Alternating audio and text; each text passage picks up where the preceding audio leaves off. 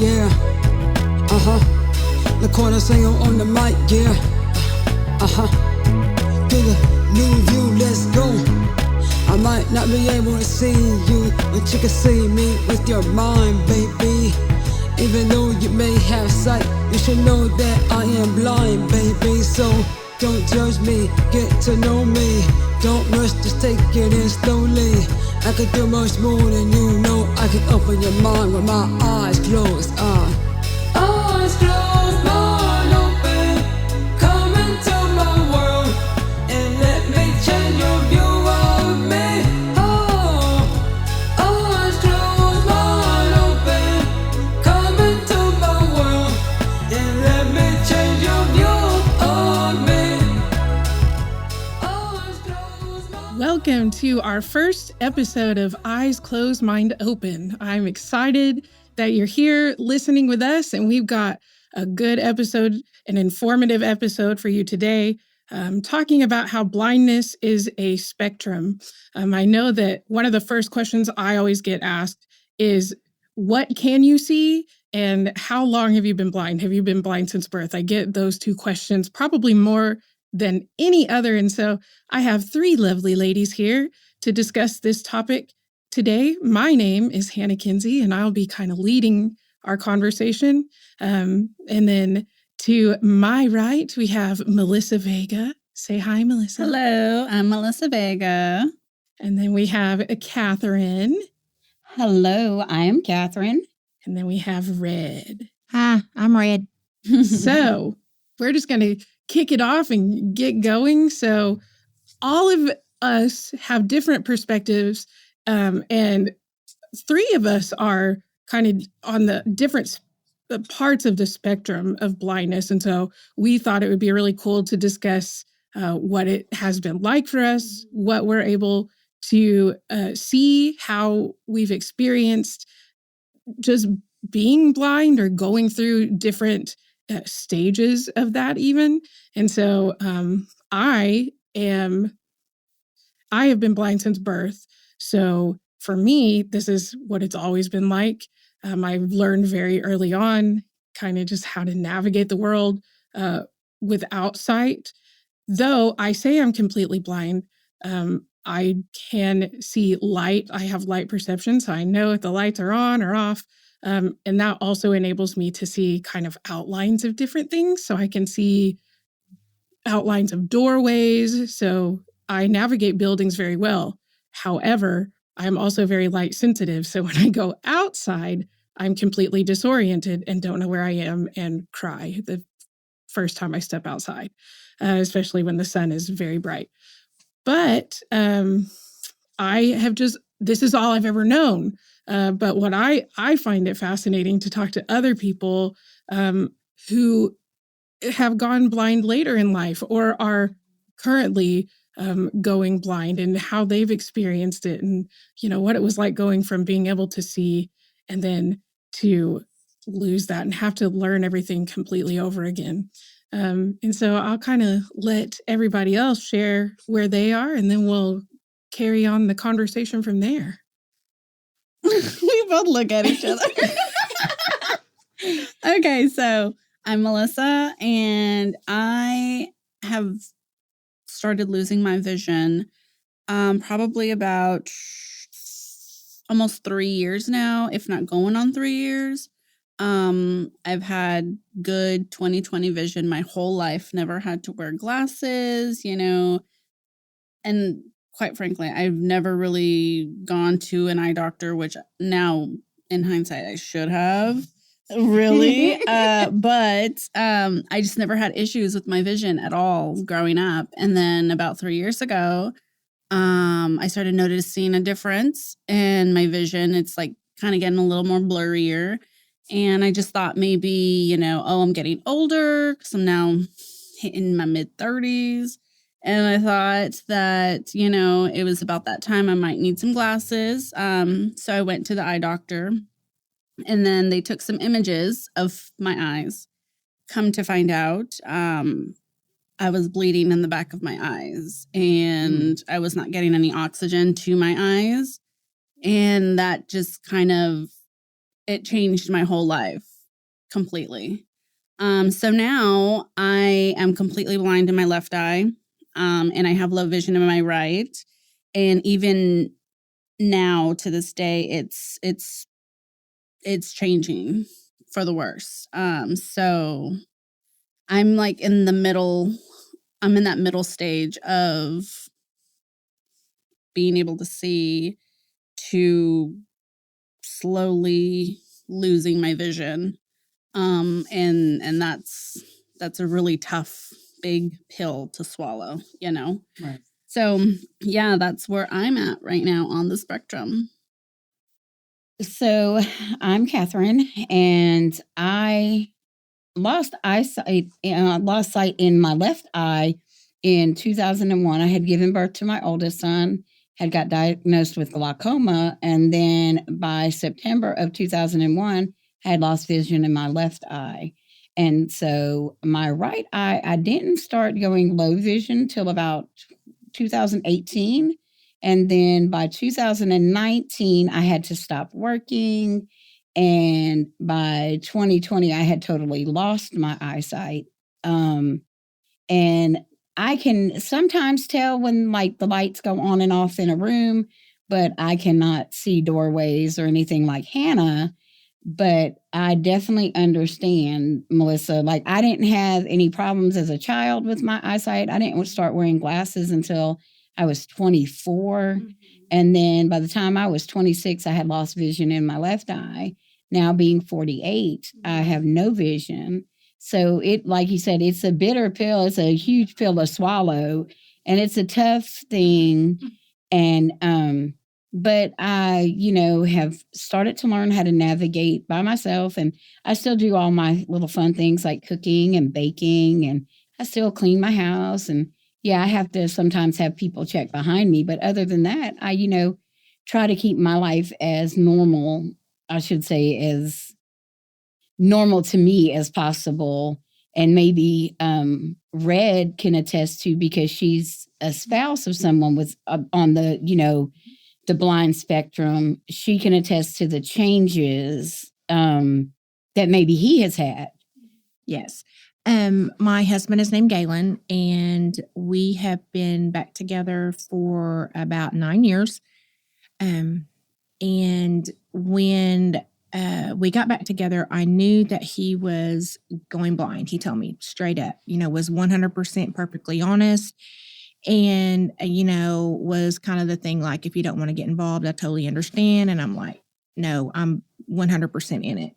But with his journey, he had started losing his vision about 12 years ago. And since we've been back together, he has totally lost eyesight in one eye. In fact, he has a sclera. They removed his eye, and he has a sclera over it to where you don't know that it's not. I mean, it's a prosthetic, but you couldn't tell if you didn't know. Right.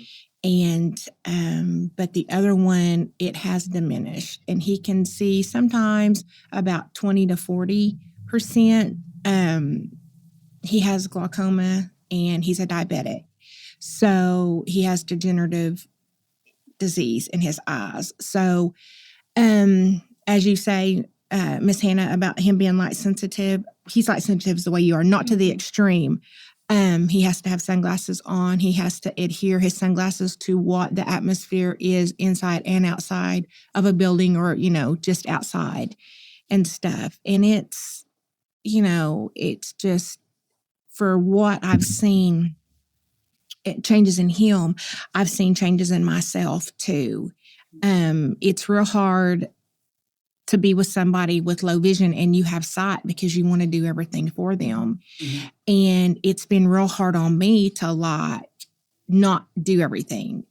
I try really, really hard never to demasculate him, or, embarrass him, or, anything like that, to make him feel like he is not, 100% dependent, because he is.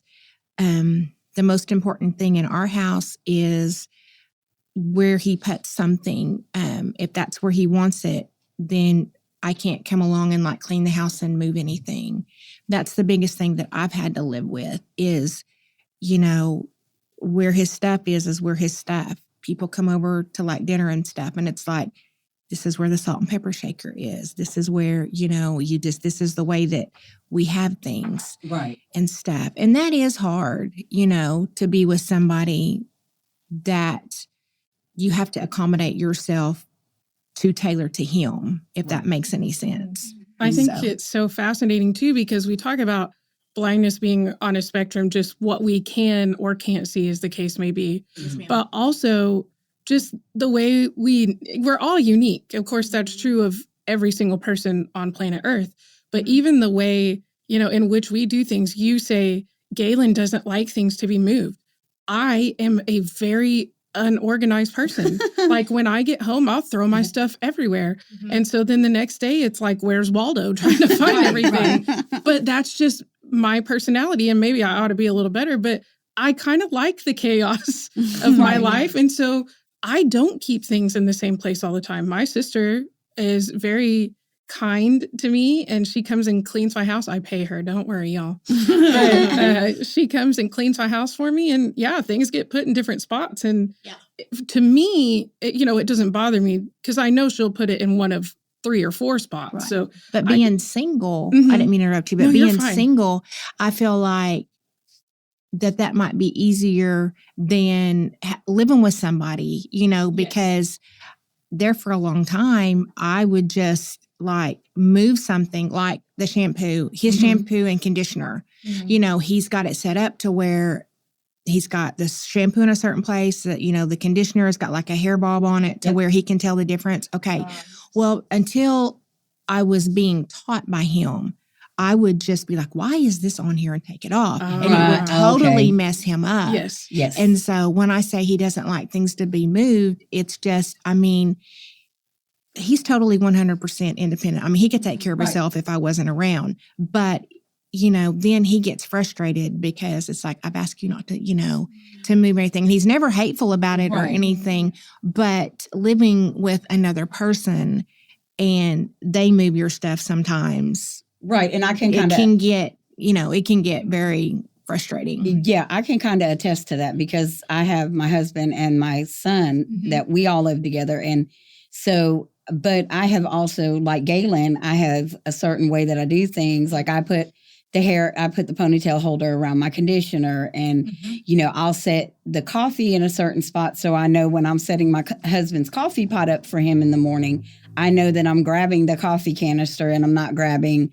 something else, but I was that way when I was in Melissa's position of being low vision or on the like middle point of the blindness spectrum, because I was a manager at a liquor store. And so we used to sell shots and stuff like that. So I would set up our cases a certain way to where I would know that that's where things were. And I would get a day off and come back and somebody would have rearranged the case. And I'm like, I go to grab something for someone and I'm ringing it up and I see something come up on the register and I'm like, I didn't grab that. And I did grab it because someone moved something. So I do understand, but I do understand where it can be a little frustrating for the sighted person, that we're so kind of, I don't want to say OCD about it, but kind of OCD about put my stuff. Well, you have to be, though. Yeah.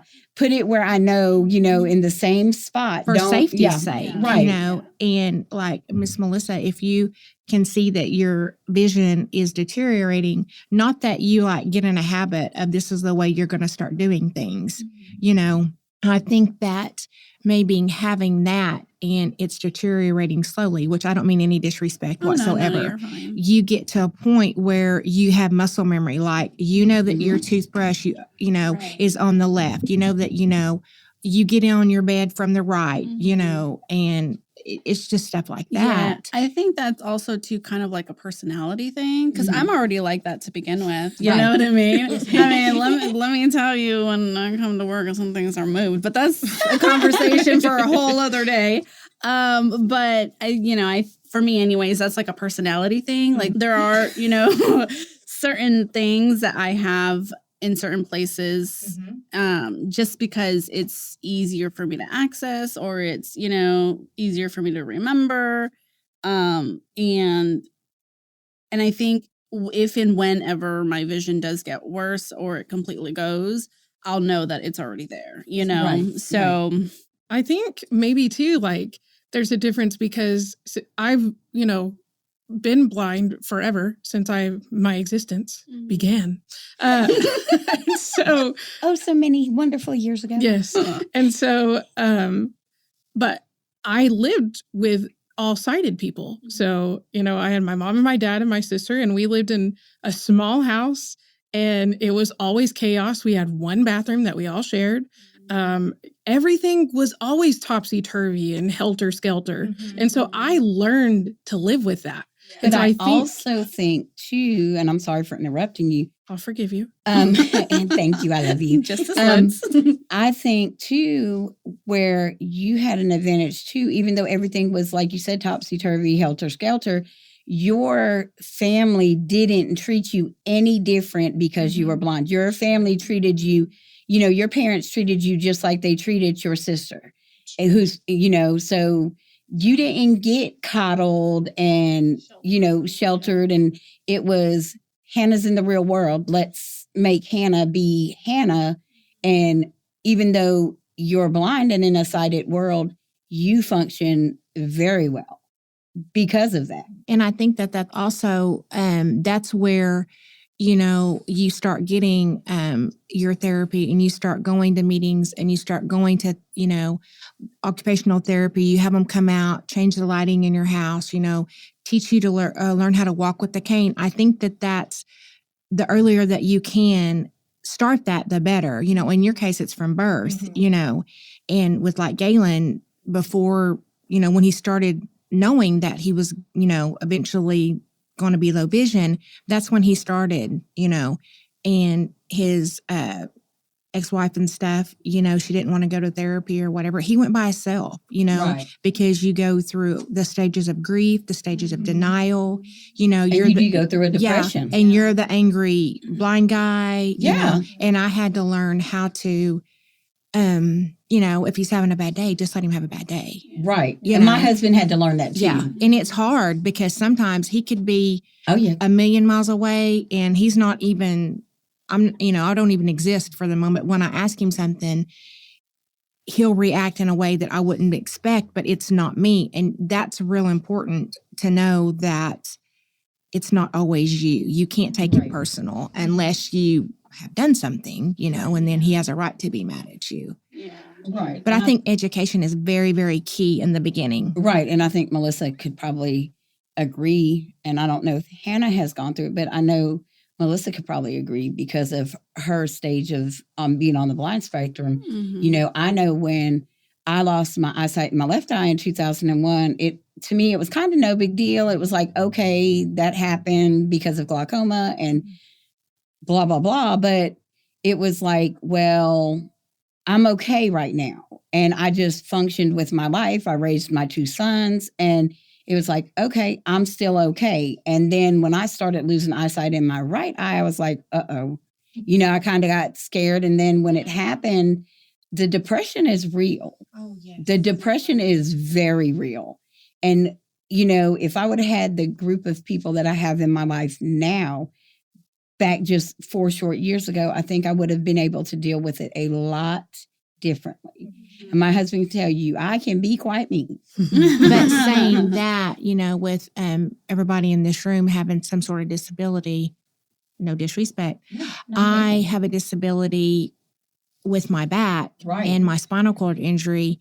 And in the fact that, you know, he's very considerate in the fact that, you know, my depression is real. My pain is real, you know, and his eyes hurt so bad sometimes that I think he's asleep, you know, sitting there, and he's listening to it, you know, when we're watching a movie or whatever. And I'm like, are you awake?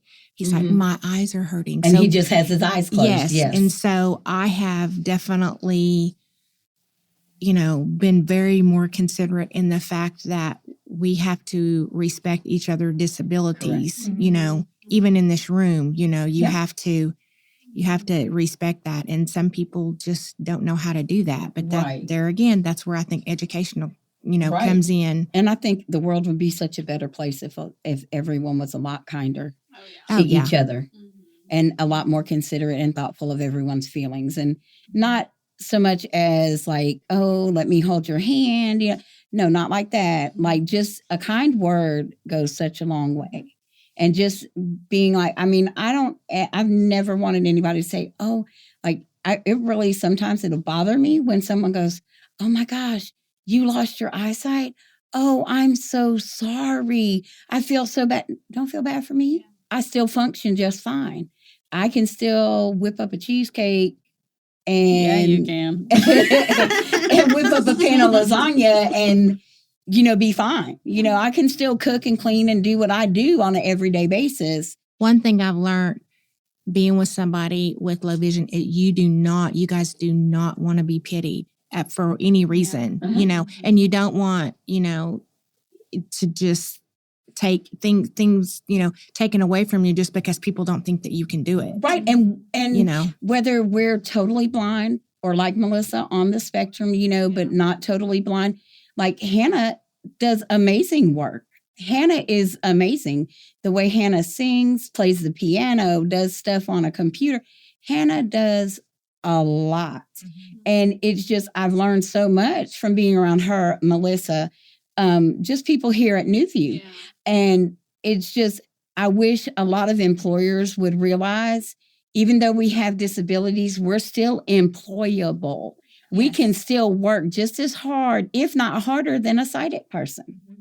That's the cool thing, though, is that we all have different advantages based on where we are. Yes. On the blindness spectrum. For instance, since I've been blind since birth, maybe I am a little better with my assistive technology because I've been using it for longer. Right. Maybe I am a little better at, using a cane and navigating the world for the same reason. Or because I've lived, with sighted people all my life, but being blind, it just makes me see the world differently and react differently. But by the same token, you guys have gone most of your lives being able to see. And so you can take what you've already learned sighted and employ those same tactics while you're learning how to be blind, as it were. And so, like, for instance, Catherine yesterday made cheesecake for our little church. It was divine. But my aunt came up to me and said, it's so beautiful. Like, it looks beautiful. Right. And the unspoken part of that was, Hannah, your cheesecake never would have been that beautiful. No, I don't believe that. But no, what's so funny is they asked my husband, they asked Randall, they were like, oh, you did a wonderful job. And he was like, I didn't do that. He was like, Catherine did that. My wife did that. And they were like, what? But it's muscle memory. Yeah, right, but in the sense where I think that maybe Miss Catherine, no disrespect, or Miss Melissa might not have like the sensory things that you have, and the things like your senses must be heightened in different ways than theirs are because you've had to adapt to it from birth. Right. Whereas you don't have that muscle memory, but yet your senses are heightened to the fact that you can do things on your own. You know how to do things because you've been taught that way. Whereas you can do a cheesecake and you can, know if there's dirty dishes in your, in your sink or whatever. And just like Galen, Galen was an artist his whole life. Right. And just because he might not be able to see like he could at one time, Galen can still draw stuff. Yes, because it's the muscle memory. He still just remembers it in his mind, which I think our minds are so fascinating to allow us to retain that information. So I've never known anything like that. Like, drawing means nothing to me. I can feel like, outlines of things and know that, hey, that's a shape of a duck or whatever. But could I recreate that in the same way? Not necessarily. And that doesn't go for everyone that's been blind since birth, but it certainly is true of me that a lot of that just does not make any sense to me. So in that same way, with a cheesecake, I could make a cheesecake. It'd taste good.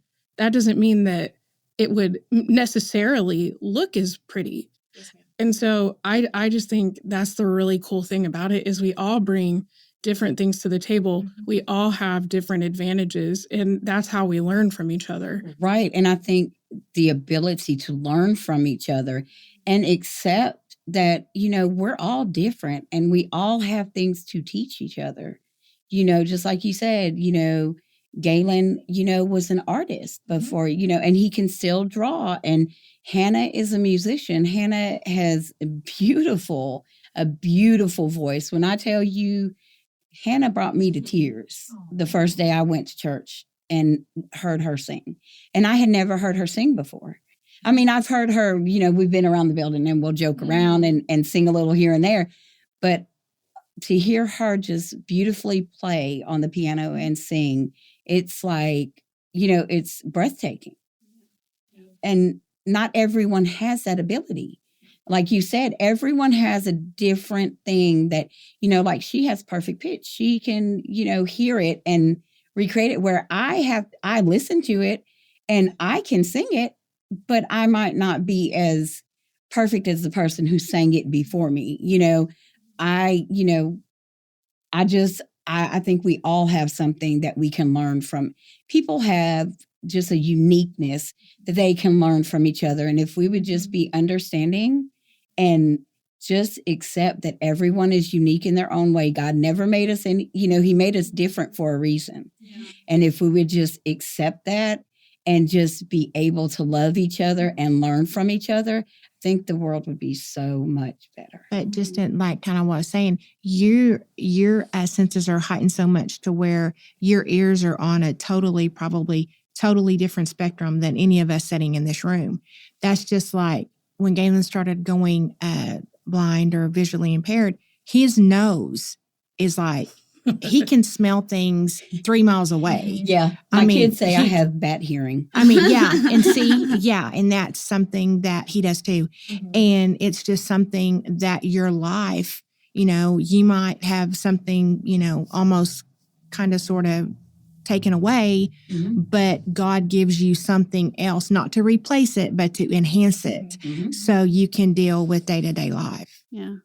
I will say, as someone who's going through the change currently, you, Catherine, and mm-hmm. Hannah are such inspirations to me, because even, like John and Alyssa, when she was here, like mm-hmm. just watching you guys and how you guys get around and how you guys can still do all the things, like Catherine, still do the things that you did when mm-hmm. you had your vision, and Hannah doing things since, I guess, normal things since, birth for you.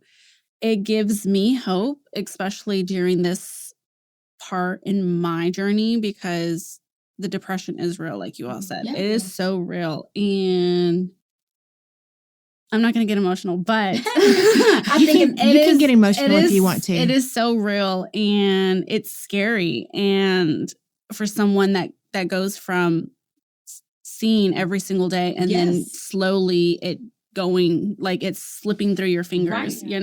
Yeah. But just watching you guys and seeing you guys get around and still do things and be so successful, it brings inspiration to me, and it brings me, hope that this isn't the end for me. Right. That there's still life after blindness. Yes. Yeah. And that's why I'm so grateful for being here at New View and knowing that you all, because it fills that void, mm-hmm. a little bit. I mean, it's still there, but yeah, and but it fills it just a little bit. Yeah, I think, and a lot of people who lose their eyesight later in life, like Hannah was saying, I think that feeling of you're alone in this, you're alone in the world now. I think if we could get even sighted people to understand that, and to help because like in Red's position, she has her husband, maybe, they might know somebody else who's going through the same thing, to let them know, just to let somebody know they're not alone and they have you to support them. And if they need a shoulder or an ear to listen, that you're there. I mean, that's helpful.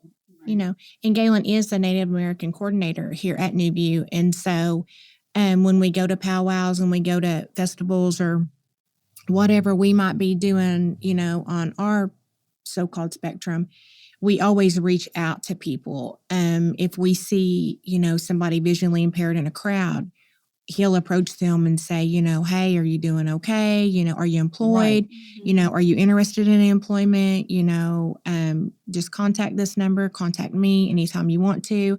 If I don't know the answers, I'll get you the answers. Right. You know, because it's lonely. Yeah. I mean, you know, in any disability that you have, you know, him, you know, facing the day that sometime he may never see again is very scary, just in the fact, not to take away from you guys at all, someday thinking I might wake up and I'll never be able to walk again. Yes. Right. I mean, it's different. No, that's true. That's true because, you know, when we were talking before and, you know, you were telling us about your spinal injury, you know, that is very scary. And knowing that, you know, okay, well, I have a spouse who's going blind, but I might end up to where I can't function, that I can't walk.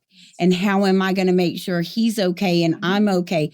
So I get it. We all fall together. Like, you know, yes, we're talking about being on the blind spectrum, but people with disabilities in general, you know, it just, you know, if we would have, like I said, more understanding and compassion for each other.